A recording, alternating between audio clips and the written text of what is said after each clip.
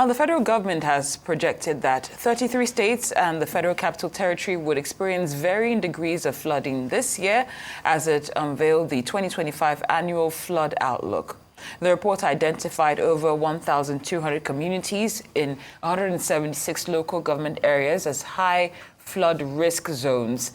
Speaking at the launch, the Minister of Water Resources and Sanitation, that's Joseph Utsev, stressed the significance of the report in shaping Nigeria's disaster preparedness strategy.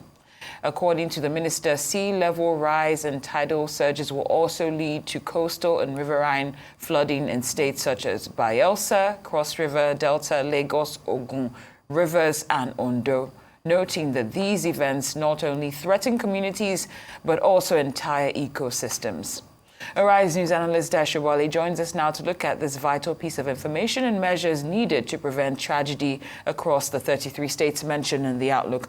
Mr. Sobowale, good afternoon and many thanks for joining us. Good afternoon. It's a pleasure being here as usual. It's great to have you as always. Of course, we know the definition of insanity is doing the same thing, expecting a different result. 100%. What do you expect to be different in our approach, preventative approach this year to make sure that we can prevent a disaster?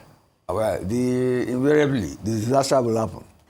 What they are trying to do is to mitigate it, because that's nature doing its work.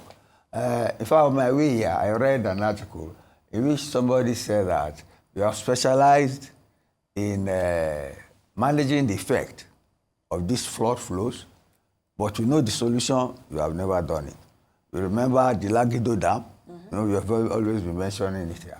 But I have some good news in that regard. I think last month, a private public venture was set up by Federal Infrastructure Concession Regulatory Commission. So they are trying to look at that. That is some good news for me. You see, and I hope they see it through, because by September now, they will tell us the Lagido Dam is about to overflow, and the normal exercise will continue. But this time around, let's look at what the minister and the ministry, what they are doing. It's very timely. They are warning people. And I hope people listen. You see, some people will be warned that this disaster is coming your way, but they will tell you, where do you want me to go? They will wait. You get me? But you see, they are doing it in a tedious manner. And I hope the information gets to the people that it is desired for, so that they can move in time. Because when the flood comes, you see, and the unpredictability of the cause of these floods is always there. On the personal level, when I moved to an area of Lagos sometime, and I was trying to do some things to prevent the flow of flood. Because the farmer there who told me there's nothing I can do, is that when the flood starts, that you know that where it is taking this year. So what they are doing is timely, and I hope people respond so that lives can be saved. They are warning people to clear the gutters and things. Lagos State, all these states, they always do it. Some people respond positively and avoid disaster. But see, even some farmers around the northeast, they will say that they benefit from the flood. Get me? Because when it goes away, then they come to farm. So it's a complex issue, but it's a safety matter, and they have acted proactively now. Let's commend them. Absolutely. Now, the theme of this year's flood outlook, it says flood resilience, focusing on communities, preparedness and adaptive strategies. Now, you've spoken extensively about the community's involvement. But realistically, how can the authorities ensure people listen? Because there's also the part of ignorance as to what they need to do exactly. So merging the government's efforts with the effect on these people and their response to it, how can we make sure people are more involved, perhaps by involving the community leaders, making sure that this information... No, I'm just trying to give you ideas to guide you, what can they do to make sure that, because it's not enough to just say people don't listen. How do we get people to listen? Communication, they get across to them. How? Look through the local governments, especially those people closer to the area. It's not I won't say they have not done enough, but it's not a newspaper issue. It's not a radio issue alone. The radio does matter. It does matter, especially if they use the local languages. The local languages, especially in the north, and I'm sure they are already doing it. BBC, Hausa, almost all states now have radio stations, they have television. Let them use those and use vernacular to disseminate information, to get across. So that's something that the National Orientation Agency might want to consider as a necessary project? It's not even it's at the state, local government level. Okay. 31 states is the entire nation. We have 30. So all the states should be involved. Because invariably they spend money to rehabilitate people later and to redress the wrong of the flood and the damage.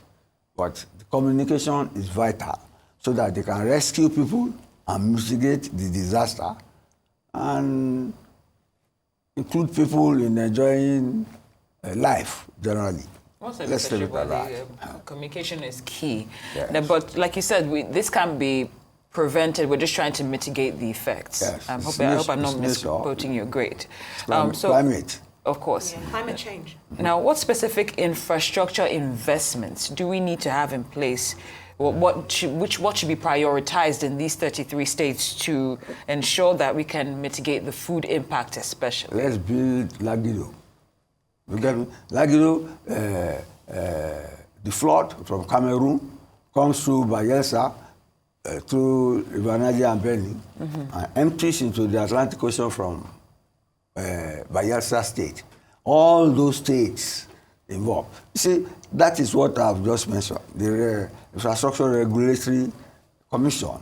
Those are the people who will build it. And I understand that you have about almost 100 BGs of salt that can nip in the bud this constant flow. But when it is September now, you will have another emergency on Lagido.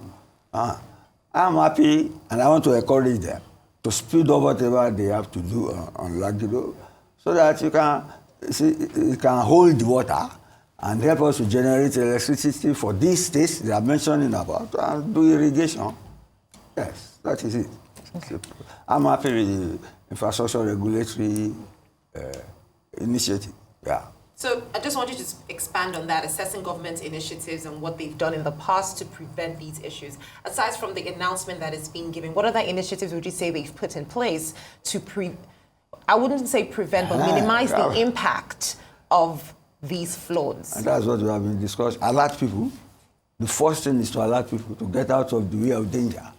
You get me? And to tell them, which is what they are doing, to clean their drainage system, to clear the roads. Because you all see, when these things happen, that's nature.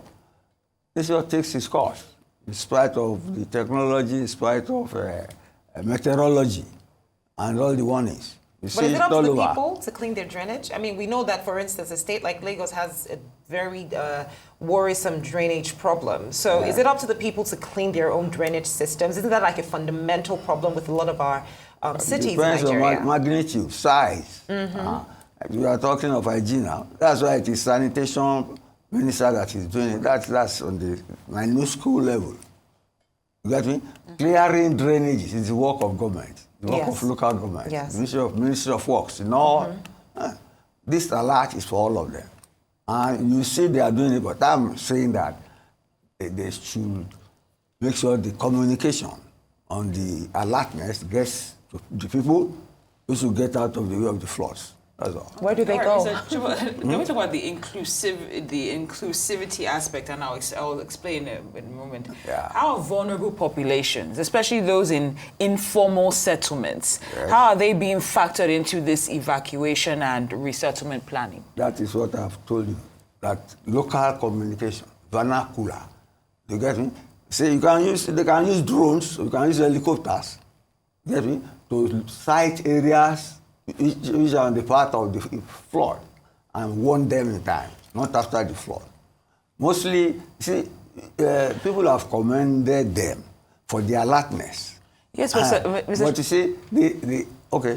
I'm so sorry to interrupt. Yeah. I know you talked about the information aspect, yes. and that's very important. What about the resettlement? Like, where do the facilities where these people will go when you ask them to leave This is getting stay out of the way.